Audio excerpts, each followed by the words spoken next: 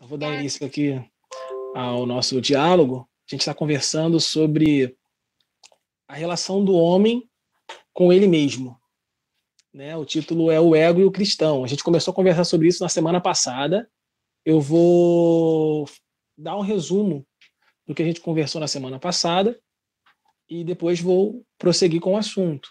O objetivo aqui não é ser simplesmente um monólogo, uma palestra, mas, sobretudo, ser um diálogo. Então, eu vou levantar alguns questionamentos e os irmãos, né, vão ter a oportunidade de estar complementando ou fazendo algum questionamento e participando, tá bom?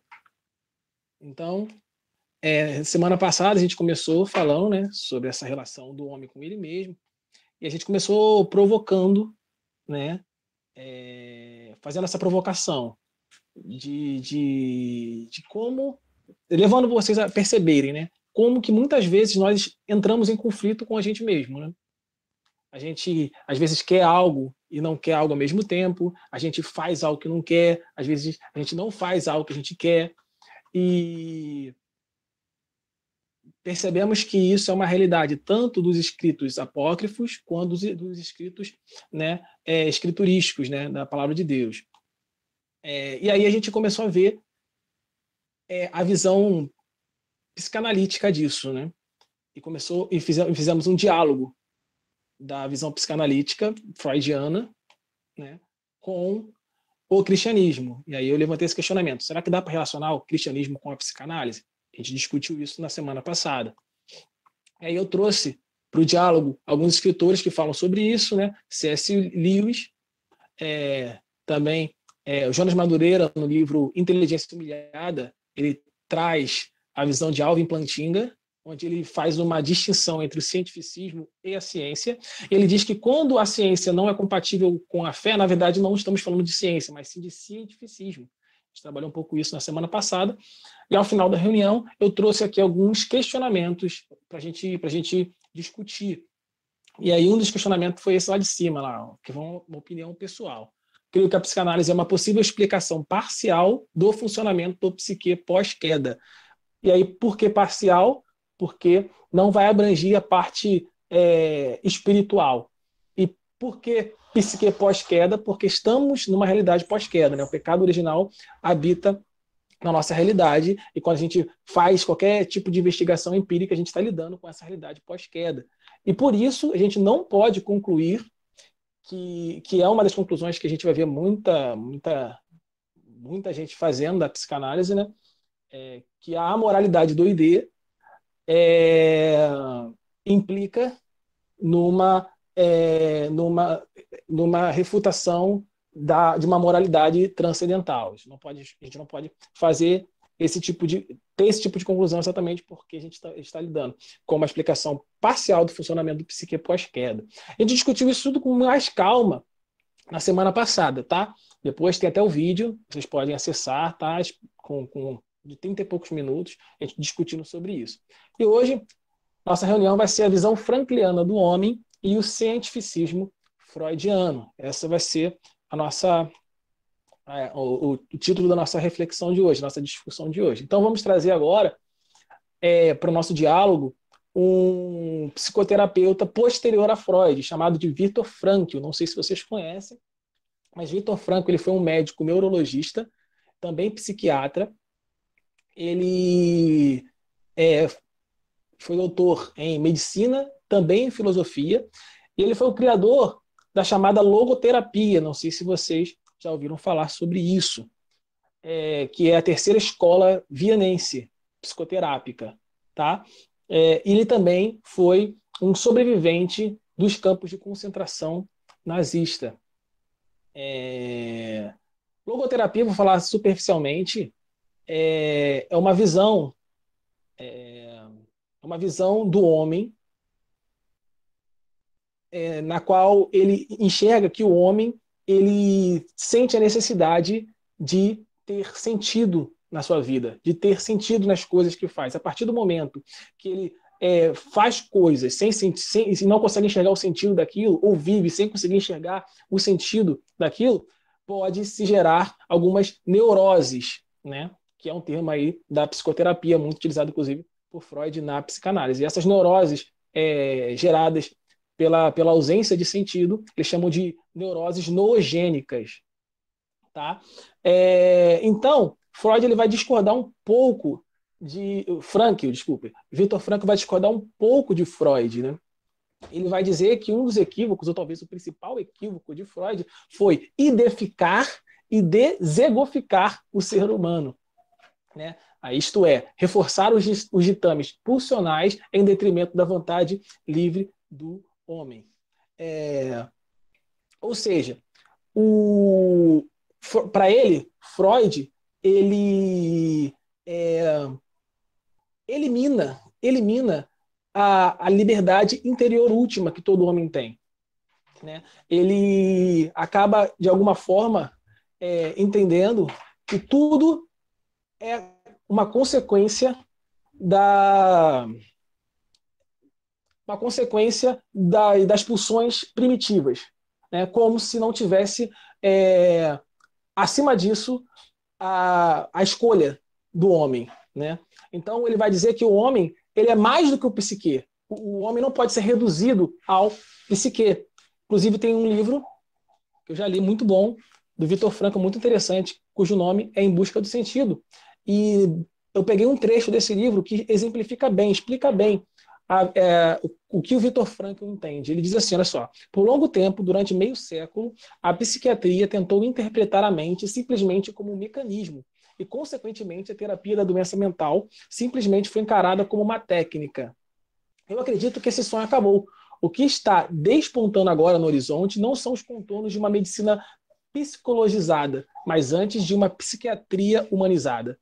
O médico, entretanto, que continuasse entendendo o seu próprio papel, principalmente como de um técnico, confessaria que não vê em seu paciente mais do que uma máquina, em vez de chegar o ser humano que está por trás da doença. O ser humano não é uma coisa entre outras. Coisas se determinam mutuamente, mas o ser humano, em última análise, se determina a si mesmo. Aquilo que se torna dentro dos limites dos seus dons e do meio ambiente. É ele que faz de si mesmo. O campo de concentração, por exemplo, nesse laboratório vivo, e campo de testes que ele foi, observamos e testemunhamos alguns dos nossos companheiros se portarem como porcos, ao passo que outros agiram como se fossem santos. A pessoa humana tem dentro de si ambas as potencialidades, qual ser concretizada. Depende de decisões e não de condições. Nossa geração é realista porque chegamos a conhecer o ser humano como ele de fato é. Afinal, ele é aquele ser que inventou as câmeras de gás em Auschwitz, mas ele é também aquele ser que entrou naquelas câmeras de gás de cabeça erguida, tendo nos lábios o Pai Nosso ou o Shem Israet. Não sei se é assim que se fala. Né? Então, repara, eu sublinhei ali, ó. Ele faz que o homem faz de si mesmo. O homem ele é capaz de fazer de si mesmo o que ele é, né? O que ele vai ser. Né? Isso não depende, que o homem é ou se torna, não depende de decisões, mas sim de. Não depende de condições, mas sim de decisões. Então, ele diz que acima das circunstâncias, há as decisões. Né? E ele fala que, diferente de Freud, ele acrescenta, né, o âmbito espiritual do homem. Ele fala que o homem é um ser biopsico-espiritual. E ele diz que o homem é um termo bem interessante que a gente vai resgatar no futuro, unitas multiplex. Né? O homem é um, mas ao mesmo tempo ele é múltiplo. Ele é uma unidade, ao mesmo tempo é múltiplo. Né? Então, para essa identificação de Freud, né, essa ênfase nas pulsões em detrimento das decisões do homem, ele cria o leitmotiv, né, que significa autonomia apesar da dependência. Ou seja, a dimensão psicofísica do homem, ele determina o homem. Sim, entretanto, a dimensão espiritual põe o homem acima dessa determinação psicofísica. Pela quê? Pela escolha. Ou seja, o ser humano ele é limitadamente livre e com a liberdade vem a responsabilidade. Eu sublinhei a liberdade e a responsabilidade porque ele dá bastante ênfase que o homem é, em última instância, livre, tá? Mas a liberdade sempre está junto com a responsabilidade. Ele faz até uma brincadeira no livro dele que ele fala que nos Estados Unidos tem a estátua da liberdade, né? Ele acredita que no outro lado deveria ter também a estátua da responsabilidade, porque a liberdade e a responsabilidade sempre andam juntas. Tá, mas por que ele diz limitadamente livre? Por quê? Aí eu botei ali, ó, limitadamente. Faz referência ao quê? Às razões. Isto é, as condições nas quais o ser humano se encontra. Então, o ser humano ele não é livre para determinar as suas condições. O meio que vai estar... Por exemplo, a gente nasce num país que a gente não escolheu, né? No país que a gente nasceu, a gente não escolheu a família que nós íamos nascer, né? Enfim, nós muitas vezes estamos em determinados meios nas quais nós não escolhemos estar. Ou seja, as condições, nós não somos livres para determinar todas as condições a qual estaremos inseridas. Entretanto, ele vai defender que o homem, apesar de não ser livre para determinar todas as condições nas quais ele estará inserido, nas quais ele estará sujeita, o homem ele tem poder de causar as causas, ele tem o poder de ser a causa última, ou seja, em última instância, ele jamais perde a liberdade interior última. Então ele diz aqui, ó, para tomar decisões mediante essas condições. Então ele é livre para tomar decisões mediante essas condições. E ele, como um sobrevivente do campo de concentração em seu livro, eu super indico a leitura do livro, ele vai contar várias experiências onde o homem, imagina, nos campos de concentrações lá, o Holocausto, o homem ali no extremo da miséria, o homem no extremo da crueldade, e ainda assim ele conseguia perceber ali a liberdade última do homem sendo manifesta. E é importante também, a gente vai ver aqui, ó, trouxe até um texto de um artigo, que ele entende que essa dimensão espiritual dos seres humanos é exatamente a dimensão que torna o homem o que ele é, homem. Por quê? Porque é da dimensão espiritual que vem a busca de sentido, que vem a liberdade junto com a responsabilidade, a intencionalidade, a preocupação com valores éticos, também a preocupação com valores estéticos, a preocupação com a religiosidade, tudo isso vem dessa dimensão espiritual que o psicoterapeuta Viktor Frankl acrescenta aí na visão psicoterápica dele. E ele fala também que nós não podemos confundir razões e causas, tá? Então, razões, eu botei lá, condições nas quais o ser humano se encontra. É o quê? É o contexto, né? As causas é o quê? É as decisões.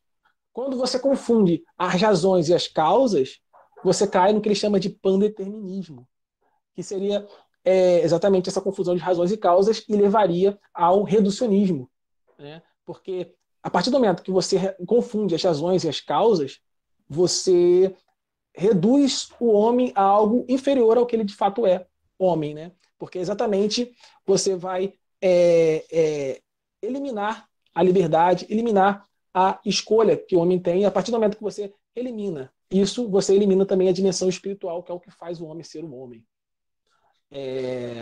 Então, a gente tem que tomar cuidado para não confundir, né? A gente tem que lembrar, de acordo com o Viktor Frankl, que o homem, independente do contexto que ele está, ele sempre vai permanecer, o contexto jamais vai tirar dele a liberdade última dele interna.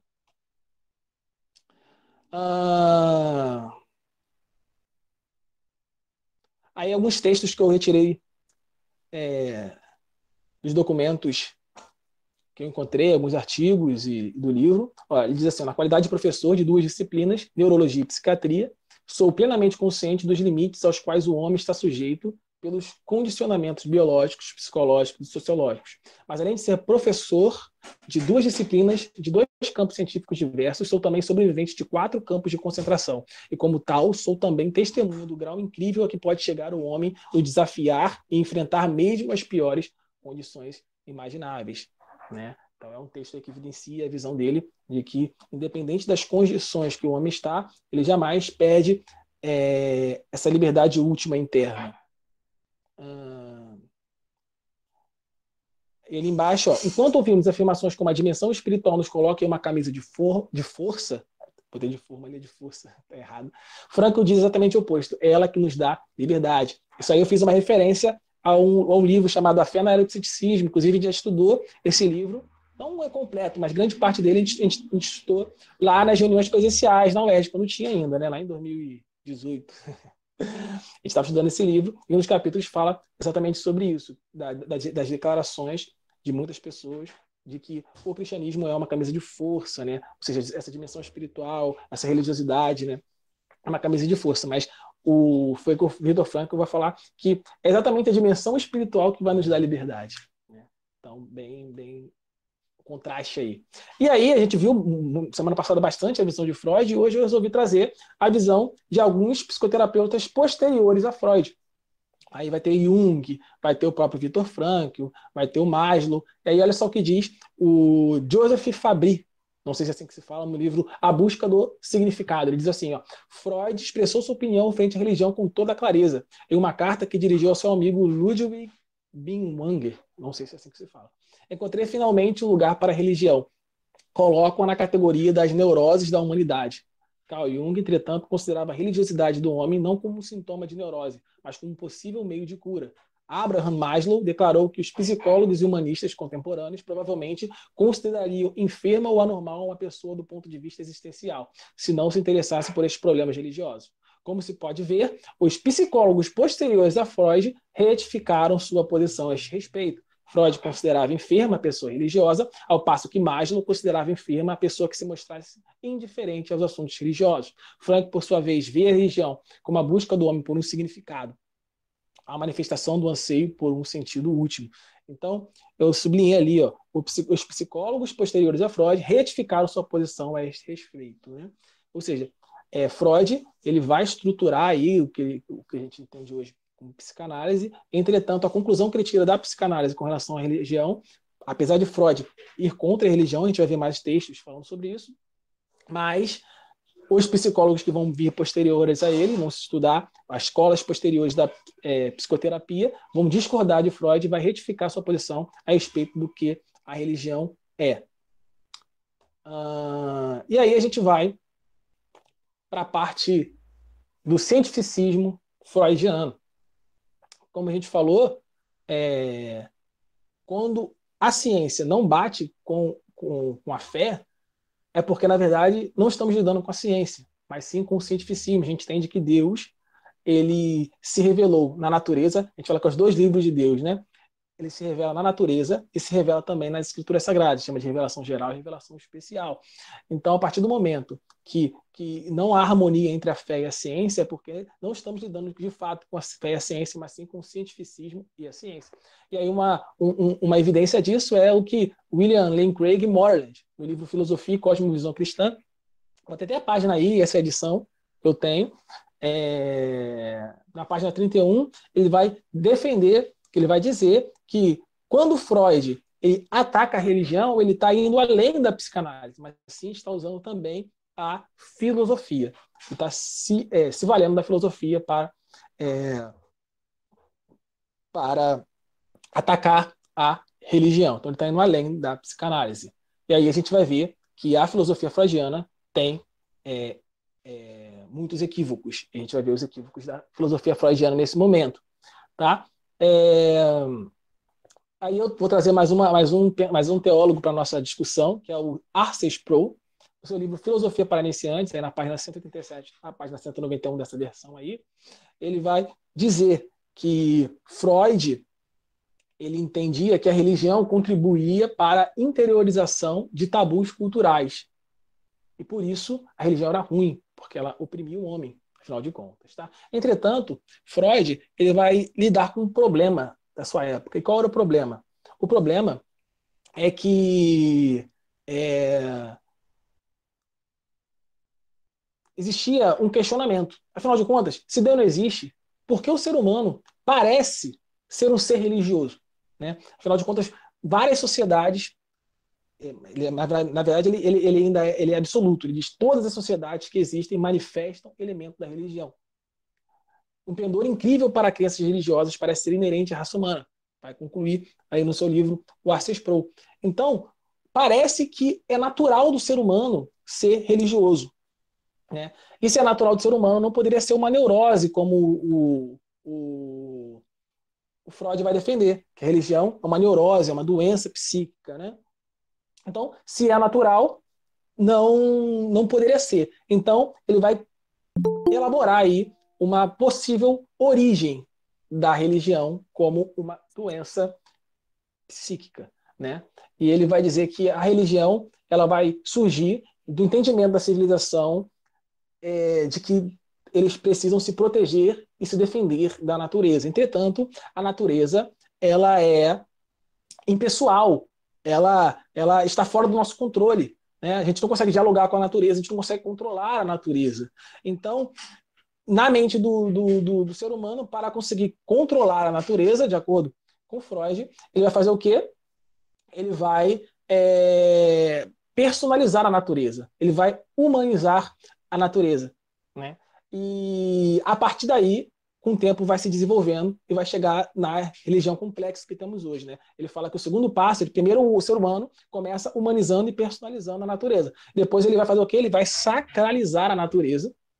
E aí o processo vai sempre se mover do mais simples para o mais complexo até chegar, ele entende que a conclusão, o fim, é o que a gente tem hoje, o monoteísmo completo, que afirma uma providência benevolente. Aqui tem os textos completos dos livros, tá? Que eu trouxe, e eu não vou ler tudo, senão vai ficar bastante maçante, entretanto eu posso botar depois no grupo, não sei se todos estão aqui no grupo do WhatsApp do nosso núcleo, mas eu posso colocar aqui em PDF para, se vocês quiserem lerem com calma. Tem os livros também que vocês podem estarem lendo também, super indico. Nem nada que a gente resume e traz aqui substitui a leitura do livro, obviamente.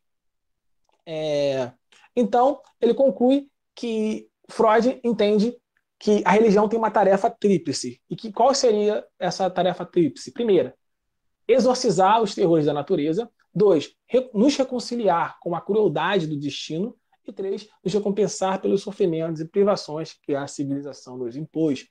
E aí a gente vai cair num problema, né? Que aí o Sproul vai acusar ele. Olha só o que o Sproul vai dizer. A tese básica de Freud é que o ser humano inventou a religião a partir do medo da natureza.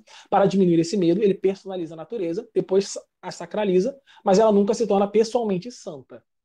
Se a natureza não é pessoal nem santa, precisamos temer apenas o seu poder. Todavia, se Deus é pessoal e santo, temos de temer não apenas seu poder, mas também seu juízo. Em termos bíblicos, o objetivo fundamental da religião é a salvação, o livramento da ira de Deus. Nós somos salvos do próprio Deus. Ele é a realidade mais ameaçadora que enfrentamos, porque ele é santo e nós não somos santos. E aí ele diz, então, se inventamos Deus somente para afastar a ameaça da natureza, por que inventar alguém infinitamente mais ameaçador que a própria natureza? Não faz sentido. Se a gente cria Deus para poder a gente ter controle sobre a natureza, porque nós temos medo da impessoalidade da natureza, da falta de controle que temos a respeito da natureza, por que criaríamos um ser mais poderoso do que a própria natureza? Mais temível do que a própria natureza? Um Deus que é perfeitamente santo e que nos e que tem uma moralidade acima da nossa, perfeita, na qual a gente vai ter que se submeter, e quando a gente não se submete, a gente fere a sua lei, e aí a gente está condenado ao inferno, à condenação eterna, e aí precisamos de uma salvação por ele. Não faz sentido a gente criar um ser muito mais temível do que algo que a gente teme. Então, é isso que o Sproul vai dizer, né? Não faz sentido. Além de que, ele vai dizer que Freud, ele vai dizer que criar Deus é uma grande tentativa de escapar da própria culpa. Entretanto,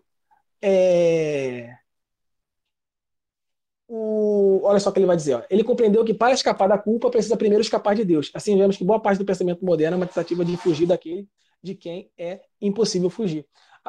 Da mesma forma que Freud acusa o religioso de tentar escapar da própria culpa, Freud pode também estar, se olhar por essa mesma vertente, Freud também pode estar, na verdade, tentando escapar de uma moralidade transcendental. Porque se existe Deus, existe uma moralidade transcendental, e se existe uma moralidade transcendental, ele teria que se submeter a ela. Então, ele está tentando escapar dessa submissão da moralidade transcendental e, assim, tendo uma atitude egolátrica, vamos dizer assim, né? Então, a mesma acusação que ele faz com relação à nossa tentativa de escapar da própria culpa, a gente pode virar contra também Freud, né? Então, alguns equívocos aí apontados por Sproul a respeito da filosofia freudiana. E aí, eu vou terminar essa primeira parte levantando uma questão que o Sproul levanta, e aí eu vou abrir para perguntas, comentários, que é o seguinte: ele vai dizer que, e Freud disse, que a insistência da civilização no sexo monogâmico é sancionada pela religião, né? Ou seja, ele fala assim, ó, que exacerba o sentimento de alienação do indivíduo.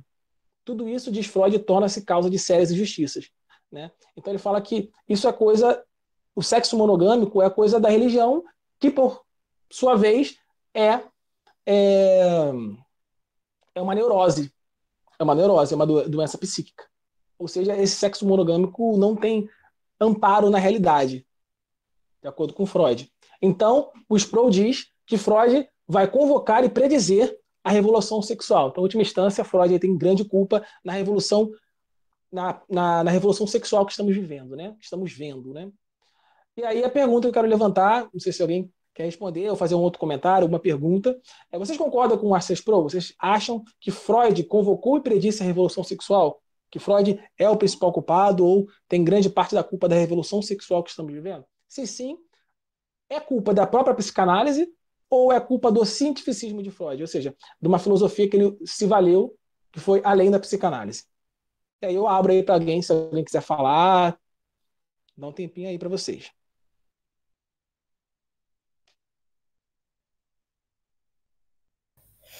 Então, Tiago, eu gosto muito de um trecho da Abolição do Homem, que o Lewis chega e diz que quando a gente torna a natureza um deus, a gente também a torna um demônio. E quando a gente faz da natureza a nossa deusa e tenta explicar tudo por formas naturais, o que você está fazendo não é exercer poder sobre a natureza, é exercer poder sobre os outros homens através da natureza. E é uma.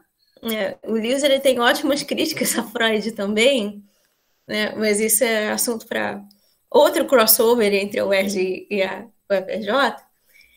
Mas o que o Freud está dizendo é que dando voz à própria, né, à própria ideia pecaminosa. Então a gente pode olhar para conceitos de sexualidade não bíblicas em outras religiões, como os eventos de Beltane, né, dos celtas, e eles criaram a religião deles e a justificativa.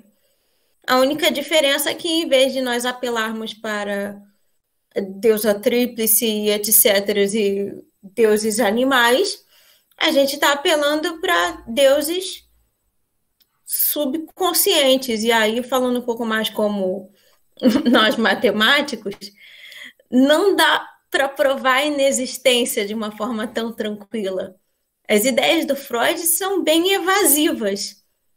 Se você diz que ele está errado, ele vai dizer que não, na verdade ele não está errado, você que está projetando raiva sobre ele por algum conflito com, sei lá, seu pai, e foge. Como você não tem uma coisa objetiva a se analisar, você não tem como provar erro. E se você não tem como provar erro, cada um por si.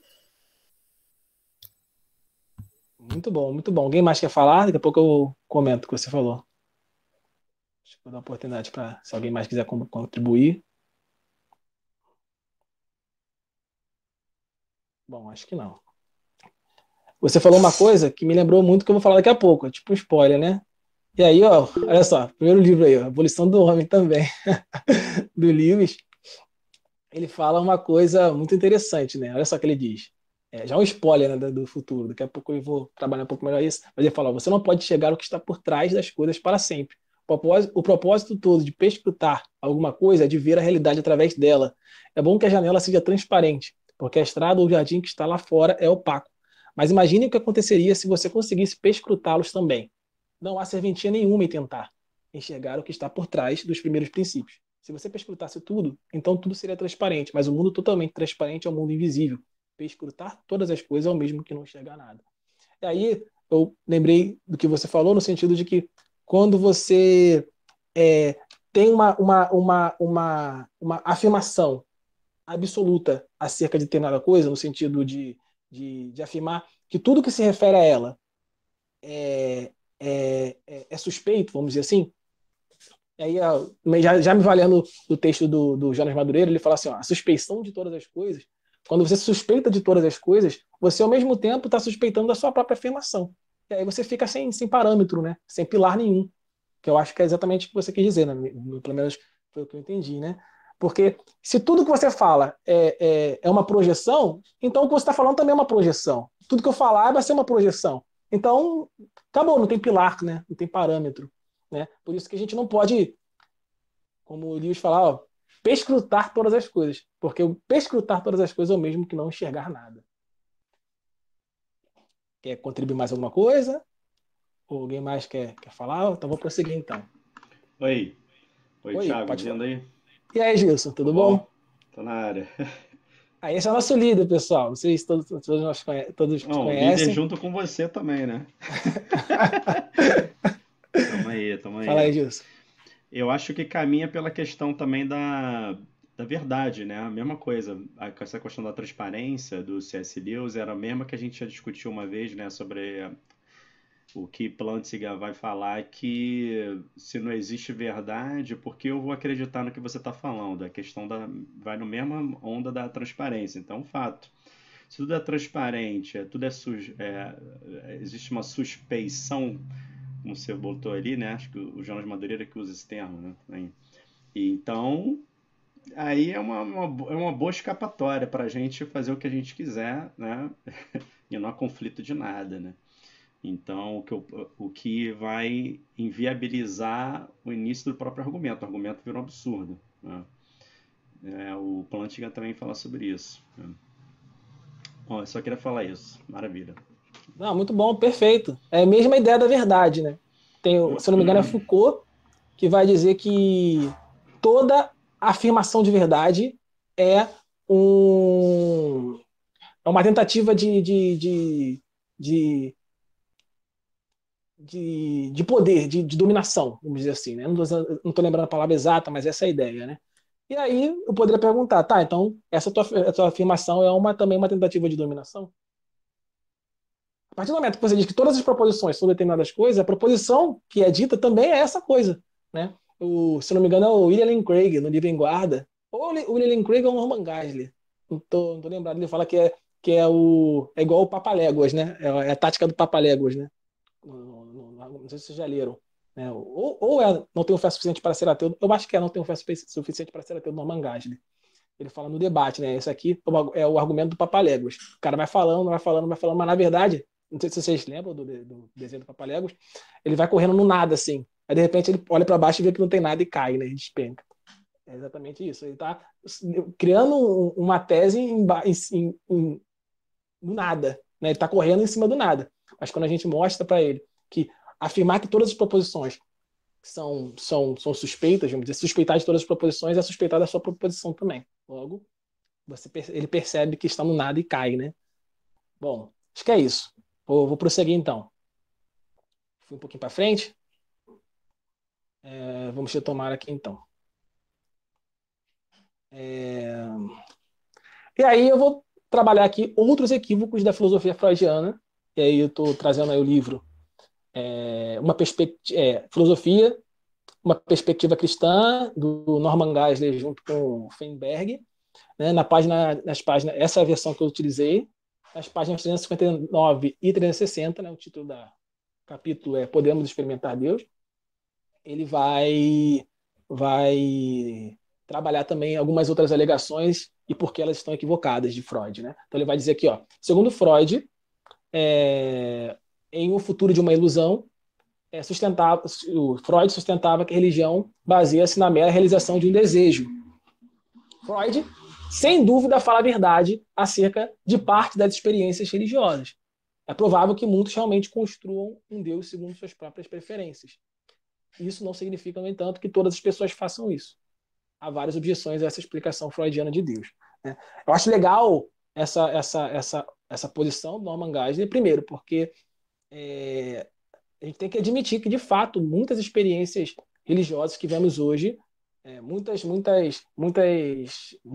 defesas, né, vamos dizer assim, teológicas de pessoas, assim, a gente vê que ela é baseada não no Deus das Escrituras Sagradas, mas sim um Deus criado a nossa própria imagem e semelhança. Né? Não sei se vocês já perceberam isso. Né? Eu fiz há pouco tempo umas enquetes.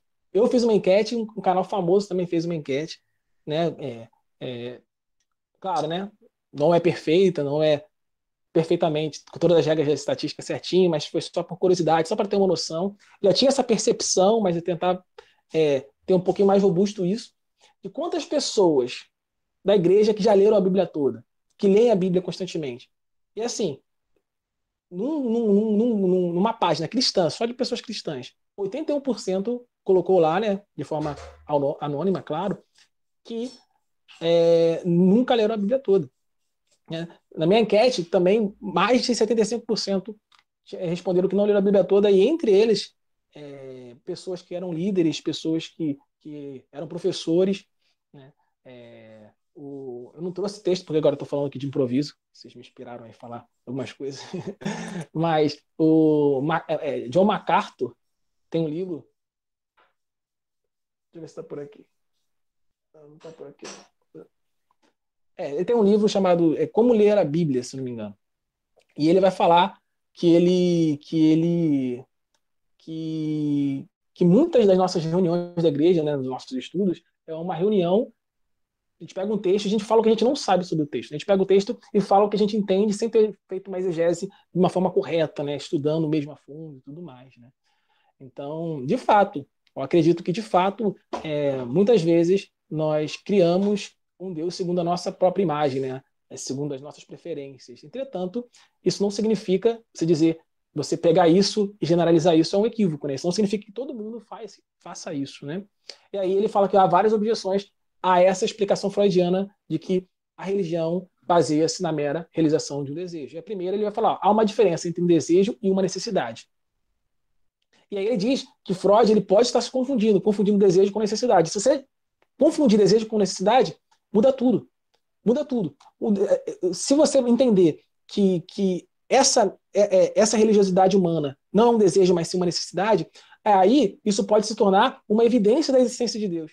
Né? Porque pensa só, todos os nossos desejos, todos os desejos que nós temos, têm uma correspondência com a realidade. A gente sente sede, por quê? Porque existe um líquido que pode saciar essa sede, né? A água. A gente sente fome, por quê? Porque existem alimentos que podem saciar essa fome, né? E talvez, se a gente tenha uma necessidade de Deus, significa que existe de fato um Deus que possa suprir essa necessidade. Então, se essa religiosidade humana é uma necessidade, então isso pode se tornar uma evidência de Deus, e não o contrário, né? Então, para você ver, você confundir desejo com necessidade pode mudar tudo. E aí, o segundo ponto que ele diz, talvez a descrença em um Deus seja uma ilusão. É parecido com o que o Sproul termina dizendo, né? Seria bom se não houvesse nenhum Deus ao qual tivéssemos de prestar contas um dia, né? Freud diz que nós estamos fugindo da culpa, né? É isso que ele diz? Esqueci já. Olha lá, isso aí, ó. Que é uma grande tentativa de escapar da própria culpa. Freud diz isso, mas ele fala assim, mas talvez a sua descrença seja uma tentativa de você não precisar se submeter a uma moralidade transcendente, uma moralidade superior. Afinal de contas, se Deus não existe, você não precisa submeter uma verdade que está acima de ti, ou seja, você nunca vai estar errado. Você nunca vai estar errado. Eu vou trabalhar isso mais no futuro, quando eu falar sobre, provavelmente vai ser na próxima palestra, que vai ser sobre o homem unitas multiplex, né, que a gente começou a trabalhar ali, né, o homem que é unidade múltiplo, e multiplicidade, agora na revelação especial, que é as Escrituras Sagradas.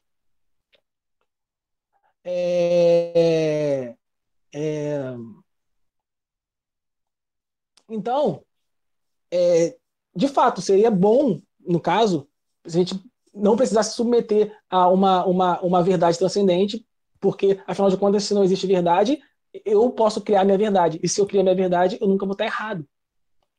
Assim como eu não preciso me submeter a uma moralidade transcendente, né? Ou seja, eu posso ser meu próprio parâmetro de bem e mal.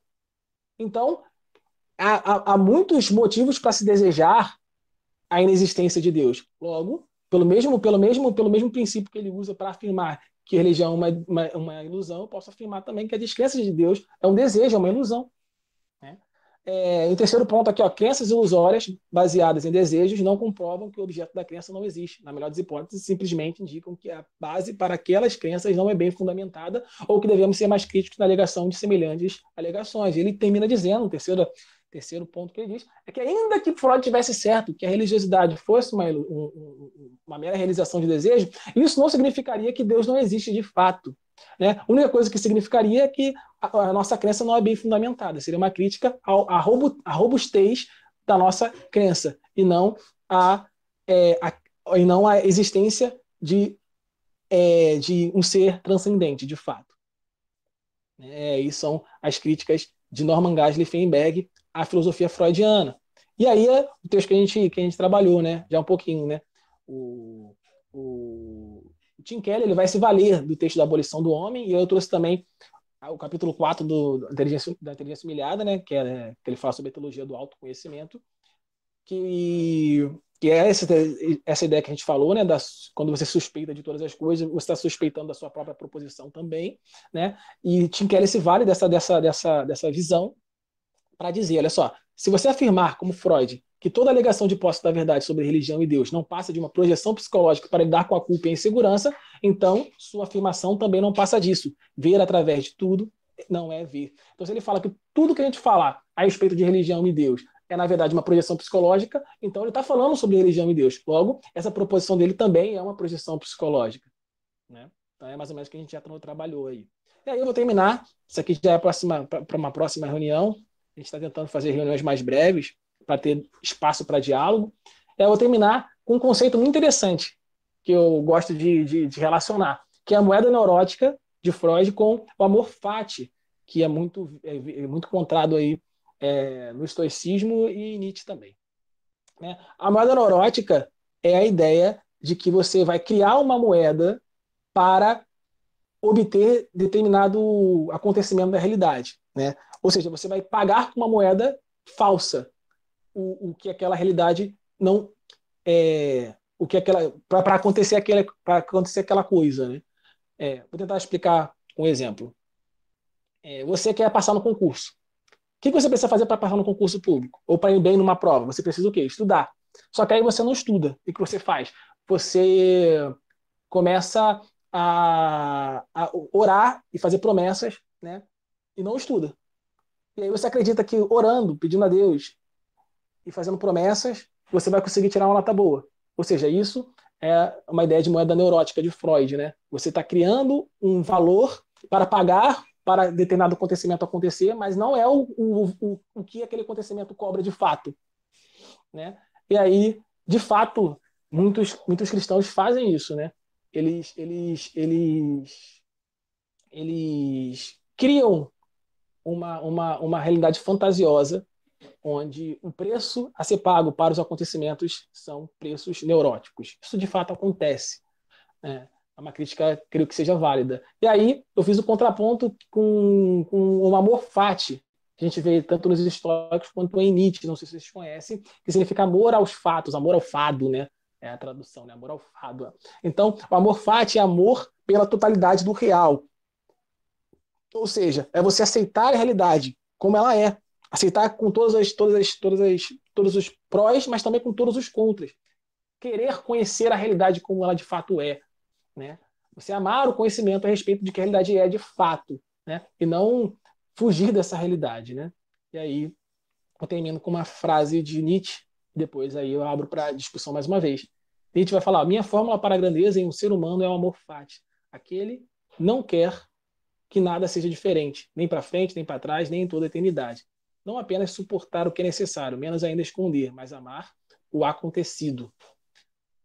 E aí eu abro para diálogo aí. Quem quer comentar, quer fazer algum questionamento?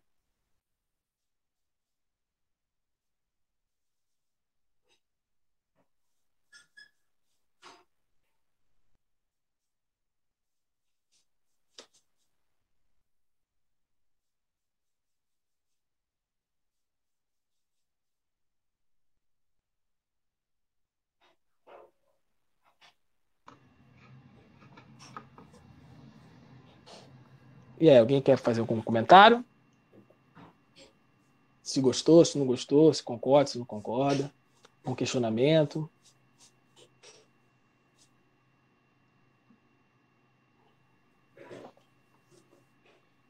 Eu gosto de entender o amor fati como esse amor em conhecer como as coisas de fato são, né? Não sei. Aí eu é um questionamento meu, né? Uma dúvida minha. Não sei se a gente pode dizer exatamente como Nietzsche fala aí, né? Amar as coisas como elas aconteceram ou como vão acontecer. Mas eu acho que é amar o conhecimento das coisas como elas acontecem. Porque, por exemplo, na perspectiva cristã, é visão agora, pensando, né?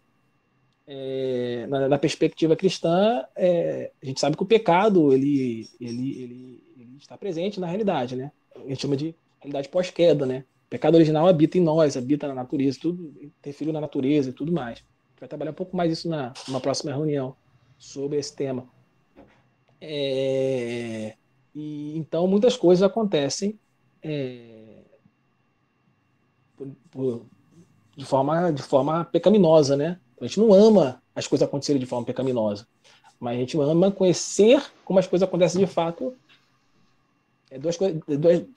São coisas diferentes. Não sei se vocês discutiu um pouco a diferença, né? Mas são coisas diferentes.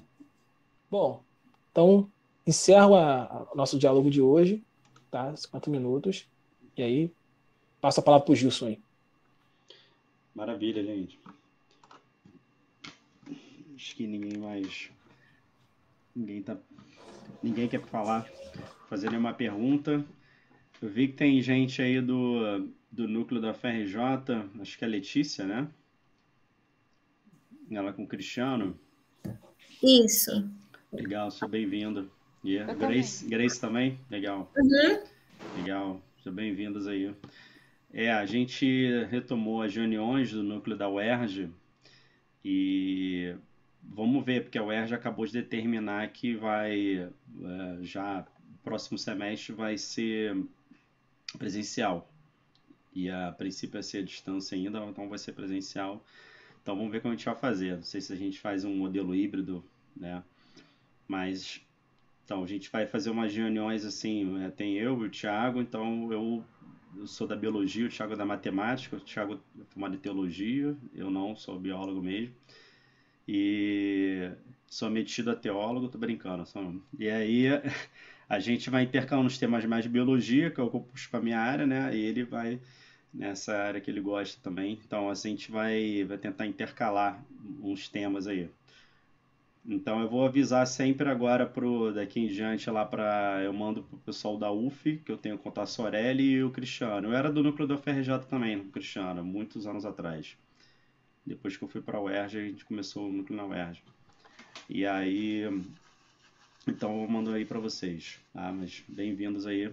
Nosso núcleo, normalmente as reuniões são de 1 hora, a gente vai tentar fazer assim 10 vezes no mês, uma coisa assim, depois a gente tenta retomar mais aí o ritmo. Então é sempre bem complicado, que é puxado para todo mundo. Bom, mas é isso. Vamos fazer uma oração aqui então, a gente encerra. E aí a gente vai se comunicando eu vou mandando o link das próximas reuniões. E a gente tem um canal no YouTube, ABC2-UERJ, onde a gente posta lá todos esses vídeos. Essa reunião está sendo gravada, então depois a gente vai postar lá. Bom, vamos orar aqui. Pai, obrigado, Senhor, pela tua presença, nossas vidas. Obrigado por essa reunião. Te agradecemos pelo Senhor do Thiago, de cada um aqui. Que o Senhor possa fortalecer nossos corações, que possamos estudar mais esses diferentes temas para fortalecer, Senhor, a nossa apologética, fortalecer a nossa fé, e não possamos deixar, Senhor, sempre de colocar em primeiro lugar, andando na vereda dos justos, estudando a Tua Palavra e amando a Tua Palavra cada dia mais. Muito obrigado por tudo, em nome de Jesus. Amém e amém. É isso. Tchau, gente. Valeu, gente. Tchau, boa noite a todos. Deus.